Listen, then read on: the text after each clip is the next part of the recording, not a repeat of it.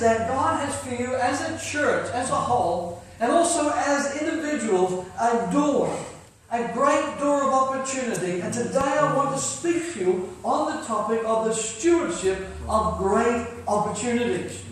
I want to tell you a story. I guess by reading my books you've picked up that I like to tell stories. I have to tell them to my children all the time. They said that was the best part of the sermon.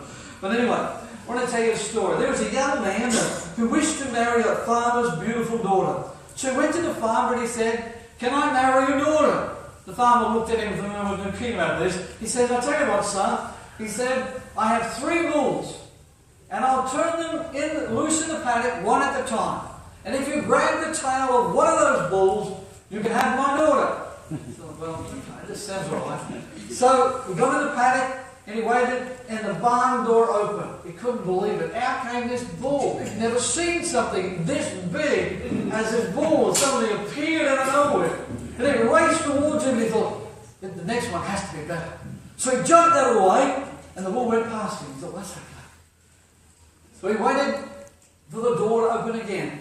This time the door opened. This time the bull was even bigger, meaner, and looking at started to stretch the ground, eyed him up and down. He thought, this thing's going to kill me.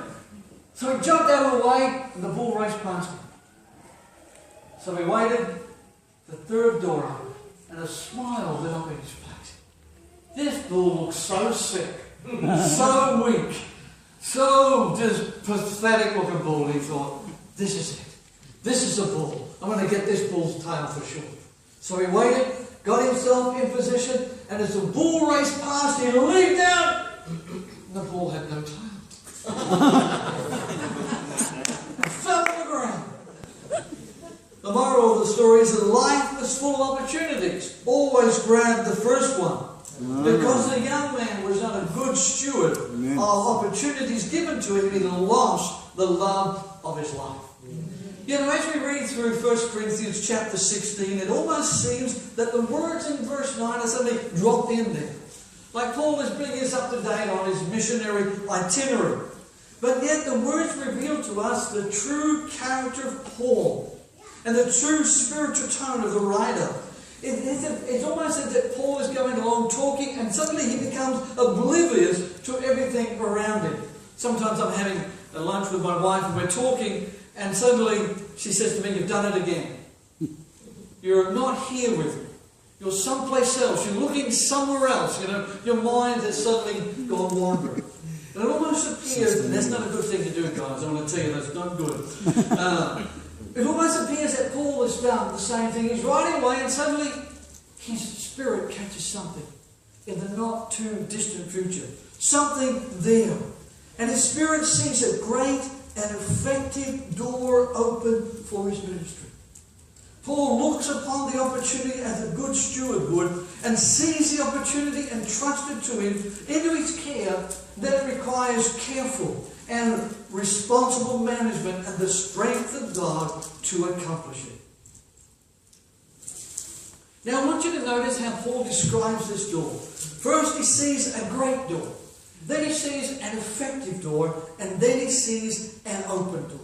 I want to look at the first thing, the great door. The first thing we notice that it's a door of significance. Paul says that it's great in size, that it's large and it's spacious. It's a great one. It's a high calling. It's a sizable responsibility. It's a work of great purpose. God has something greater and more significant in the life of Paul. And I looked at these verses and I thought, this is the same for this church and for you as individual believers. The next thing Paul tells us that it's an effective door. The Greek word that's used here for effective is the word that we get our word energy from. And it means active. It means operative. It means working. In other words, it means to be actively engaged in work. Thomas Edison once said these words. He said, "Opportunity is missed by most people because it's dressed in overalls and looks like work." This opportunity was going to require significant labour and effort from Paul. Greek scholars also tell us that the word carries the thought of working in a situation that brings you from one stage to the next stage. or as we might say, to the next level in your life. The open door was going to take Paul to a new level in his ministry. And yet Paul would not labour alone. It would be accomplished by the power of God and accompanied by the power of God.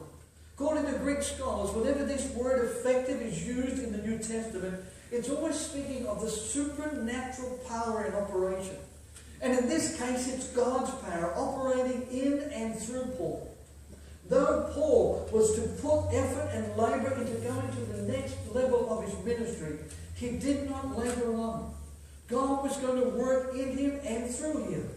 Paul here is saying that there was a work to do. And that work that God had given him was not only the place where he was going to work, but also was going to give him the power. And thirdly, you notice that finally Paul describes it as an open door. An open door speaks of opportunities, of waiting that needs to be seized upon. Because it's in the perfect tense, the word open, it's clear that it's been sovereignly opened by God. Mm-hmm. And the way it's written in the Greek language means that it remains open and it's available for Paul, this opportunity to take hold. The metaphor of the open door carries the thought of a wide and promising opportunity.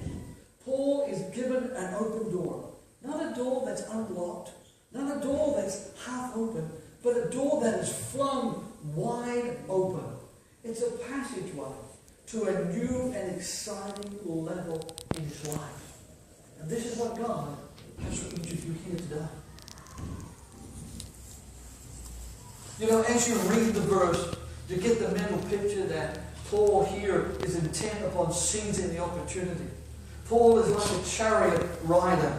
You know, one of the great chariot races that Rome had in their great circus, they call them Circus Maximus arenas. You can almost imagine Paul that here he is in his chariot, ready